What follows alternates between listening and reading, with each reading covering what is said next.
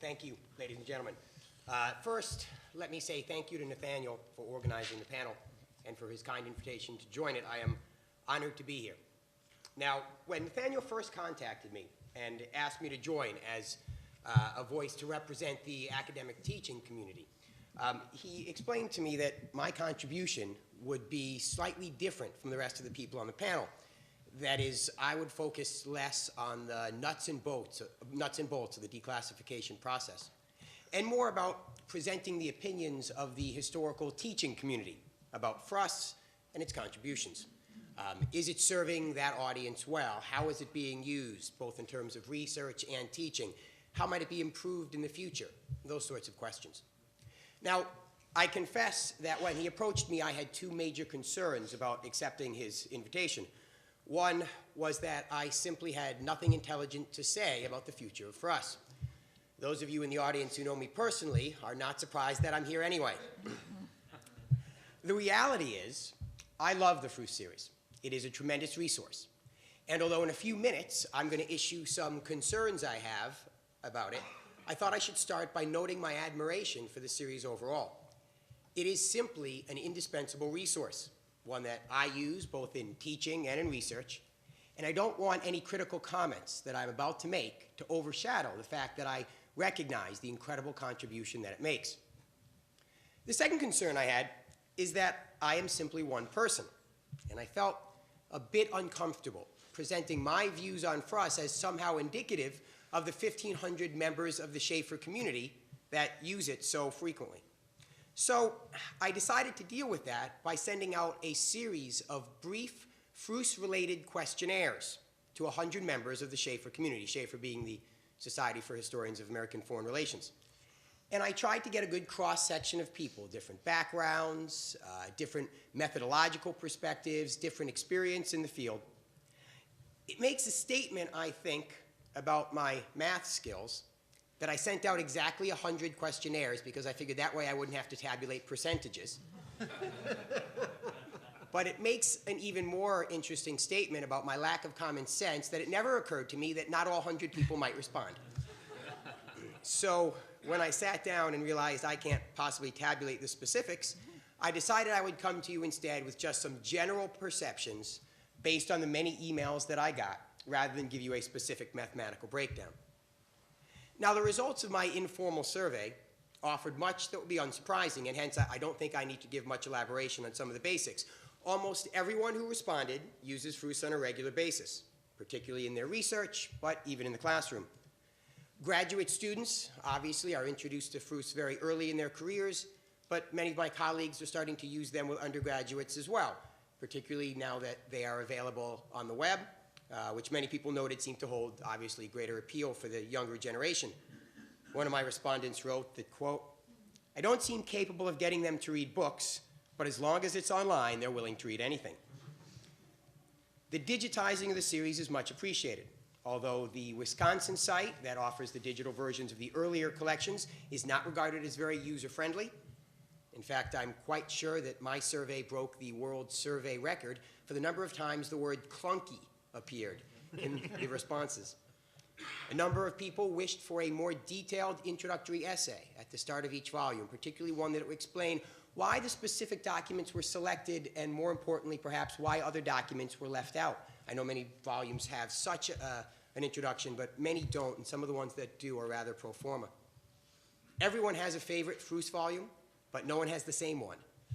So I can't give you a trophy for this one is the most popular. My personal favorite is the 1964 to 68 Korea volume, in case anyone is curious. Perhaps, though, of more significance for our panel were the reservations that were voiced in these emails. And I found 4 general concerns among my colleagues that seem to resonate throughout these emailed responses, and I will voice them, and perhaps the members of the panel or the people in the audience later might like to respond or add to them. The first problem, and the one that was most often mentioned in these emails and one that has already been broached today, was the slow release of the volumes themselves. By statute, as we've already heard, they're required to be released within 30 years of the events themselves, but most now are approaching 40 years. According to the report of the Historical Advisory Committee for 2009, as of January 1st, 2010, so almost exactly 1 year ago today, only one of the 26 volumes on the Carter administration had been fully compiled, reviewed, revised, and entered into the declassification process. More recently, a somewhat critical report by the Inspector General's office that came out, I think, in February or March of 2010, concluded that the office will have to produce, they estimated, 12 volumes per year if they're to catch up with this 30-year rule. But the report itself labeled such production, quote, a tremendous challenge. And I think from John's talk, you have a good idea of why that is. There's also much concern among my colleagues that the office itself doesn't seem to be as concerned about this as some people think is merited. A number of people expressed to me stories of historians' office personnel essentially saying that these volumes just took time and everybody had to appreciate that. And if they went over the 30-year rule, that was just how it is.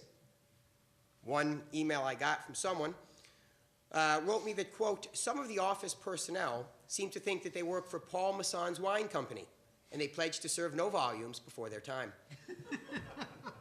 Certainly, there are positive signs here, and I would be remiss to not mention them. The many new staffing positions that have been awarded over the last few years, a resolution to a number of internal problems that clearly were affecting morale in the office, the close working relationship that was established between the historian's office and Historical Advisory Committee for the strategic planning of the Reagan volumes was widely admired. Still, this remains a top concern, with a number of people requesting, at the very least, a detailed and published timetable spelling out exactly how, over the next decade, the office will bring the thrust volumes into compliance with the 30-year rule. Second, there is great concern among my colleagues about how this problem is likely to be exacerbated over the next few decades, both because of the increase in the size of the foreign policy-making bureaucracy and because of the growing role of non-traditional records, such as emails and texts.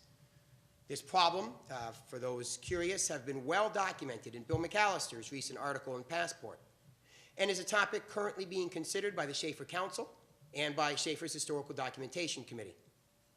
Other electronic resources were cited as well, PowerPoint presentations, for example, blogs, social media sites, Twitter, and I have to confess at the moment I have no idea what Twitter is. It came up in a number of emails, so I assume people find it problematic. I hope no one asks me about it.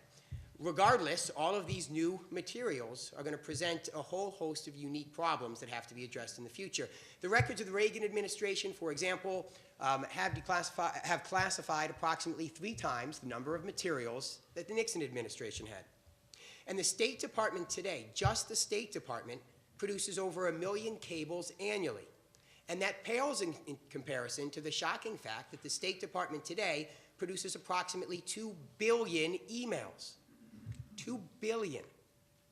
Historians would very much like to know that there is a plan in place to deal with these problems in the future. Third, there is a bit of a methodological divide in my field, and I suppose this isn't really anything the office can address, but it was interesting to me.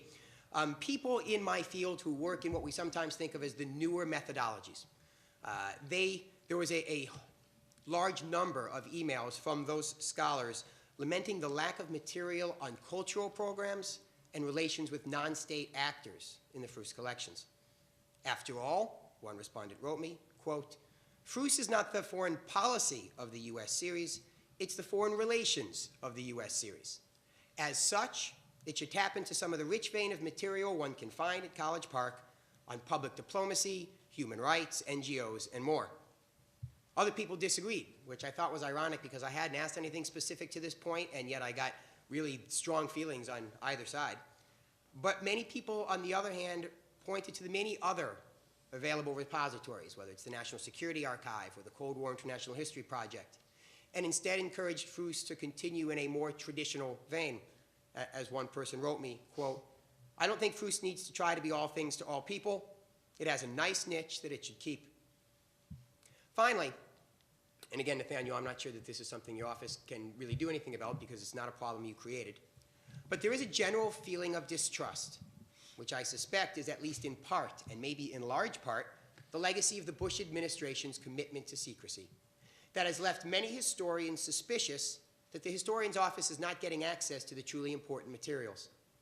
One respondent wrote me, quote, frankly, I don't trust the State Department anymore to get the real good stuff out there without having their hands forced by FOIAs and researchers.